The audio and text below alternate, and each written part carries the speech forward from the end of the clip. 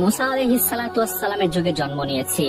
ইয়া রাসূলুল্লাহ, আমার একান্ত আকাঙ্ক্ষা আমি আপনার সান্নিধ্য লাভ করব এবং আপনাকে দিয়ে আমার জন্য মাগফিরাতের দোয়া করাবো।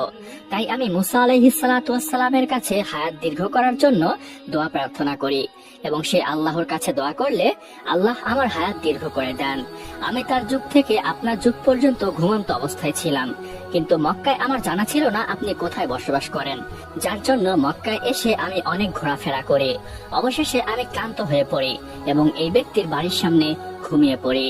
এই ব্যক্তি যখনই আমাকে দেখতে পায় সে আমাকে মারতে আসে, কিন্তু আমি তাকে নিষেধ করি।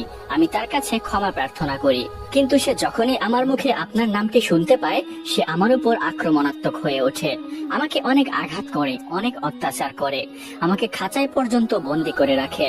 আমি তাকে বারবার বলি আমাকে ছেড়ে দিতে, অনেক কাকুতি করি, কিন্তু সে আমাকে আর ছাড়ে না। অবশেষে আমাকে মেরে আগুনে জ্বালিয়ে পুড়ে ছাই বানিয়ে দেয়। ইয়া রাসূলুল্লাহ, আমি তখনও তার কোনো ক্ষতি করিনি, কিন্তু এখন যেহেতু দ্বিতীয়বার আমি সুযোগ পেয়েছি, এখন আর আমি সুযোগ হাতছাড়া করব না। এবার আমি আর তাকে ছাড়বো না, আমি তাকে শেষ করে দিব। এই বলে হারেসা সাপটি আবু জাহেলের দিকে তেড়ে যায় তাকে ছোবল মারার জন্য। আবু জাহেল ভয় দৌড়াতে থাকে, কিন্তু নবী করিম সাল্লাল্লাহু আলাইহি ওয়াসাল্লাম পিছন থেকে সাপটিকে ডেকে বললেন, হে হারেসা, তুমি তাকে ক্ষমা করে দাও, তার কোনো ক্ষতি করো না। মানছি তোমার উপর অবশ্যই জুলুম এবং অত্যাচার করা হয়েছে, কিন্তু মনে রাখবে তুমি যদি কাউকে মাফ করো, ক্ষমা করে দাও, তাহলে নিশ্চয়ই মহান আল্লাহ রব্বুল আলামিন তোমাকেও ক্ষমা করবেন এবং তার বিনিময়ে তোমাকে উত্তম প্রতিদান দিবেন। নবীজির ডাক শুনে হারেসা সাপটি আর আগালো না, নবীজির কথায় সাড়া দিল এবং আবু জাহেলকে সে ক্ষমা করে দিল। পরক্ষণে সে আরেকটি আবদার করে বলল, ইয়া রাসূলুল্লাহ, আপনার কাছে আমার আরেকটি আবদার রয়েছে। দয়া করে মহান আল্লাহ রব্বুল আলামিনের কাছে একটু দোয়া করুন, সে যেন আমাকে মানুষ বানিয়ে দেয়। আমিও মানুষের মতো ইবাদত করতে চাই এবং আশরাফুল মাখলুকাত হয়ে আমিও সাক্ষ্য দিতে চাই এবং আখিরাতে আপনার সাথে জান্নাতে থাকতে চাই।